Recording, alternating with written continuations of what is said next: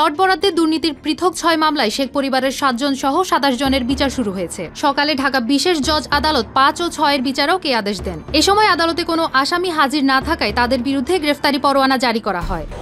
আজকে আমরা বিষয় বলেছি যে সাবেক প্রধানমন্ত্রী তিনি তার পরিবারের সদস্যদেরকে রাজুকের যে আইন বিধি এবং নীতিমালা ছিল সেগুলো ব্রেক করে কর্মকর্তাদের সহায়তায় তাদের প্ররোচনায় অর্থাৎ তার প্রভাবে এবং তার দ্বারা প্রভাবিত হয়ে গণকর্মকর্তারা তাকে যে সহযোগিতা করেছেন সেই সমস্ত বিষয়ে আমরা উল্লেখ করেছি এবং সেই উল্লেখের প্রেক্ষিতে বিজ্ঞ আদালত সেগুলো শুনেছেন এবং রেকর্ডপত্র যাচাই করে পর্যালোচনা করে তিনি দেখে তিনি বিরুদ্ধে চার্জ গঠন করেছেন। দুদকের আইনজীবী জানান, আসামি উপস্থিত না হলে তাদের অনুপস্থিতিতে বিচার কাজ চলবে। শেখ হাসিনা ও তার পরিবারের সদস্যদের মামলার পরবর্তী তারিখ ১১ আগস্ট ও রেহানা পরিবারের মামলার পরবর্তী তারিখ ১৩ আগস্ট ধার্য করেছেন আদালত। এদিন বাদীর জবানবন্দি গ্রহণ করা হবে।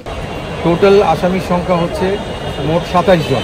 এই ২৭ জনকে বিচারের কাঠগড়ায় দাঁড়ান অর্থাৎ সাক্ষ্য গ্রহণের জন্য আগামী ১১ তারিখে ৫ নম্বর কোর্টে বিশেষ জজ আদালত ৫-এ এবং ১৩ তারিখে বিশেষ জজ আদালত ৪-এ এই ৩টা মামলা এই ৪-এ এবং ৩টা মামলা ৫ নম্বর কোর্টে ২টা তারিখে বাদীদের সাক্ষ্য গ্রহণের জন্য ধার্য করা হয়েছে। দুদক সূত্রে জানা যায়, রাজধানীর পূর্বাচল নতুন শহর প্রকল্পে ৩০ কাঠার প্লট বরাদ্দে অনিয়ম ও জালিয়াতিতে জড়িত ছিলেন শেখ পরিবারের সদস্যরা। রাষ্ট্রের সর্বোচ্চ পদে থেকে শেখ হাসিনা তার পরিবারের সদস্যদের এই প্লট পাইয়ে দিতে প্রভাব বিস্তার করেন। এতে সহায়তা করে গৃহায়ন ও গণপূর্ত ও রাজুকের বেশ কয়েকজন কর্মকর্তা। অভিযোগ করেন, রাজধানীতে নিজেদের নামে জমি থাকা সত্ত্বেও তা গোপন করে এই সুবিধা আদায় করেছেন শেখ হাসিনা, শেখ রেহানা জয়, পুতুল, রেদওয়ান ও টিউলিপ সিদ্দিক।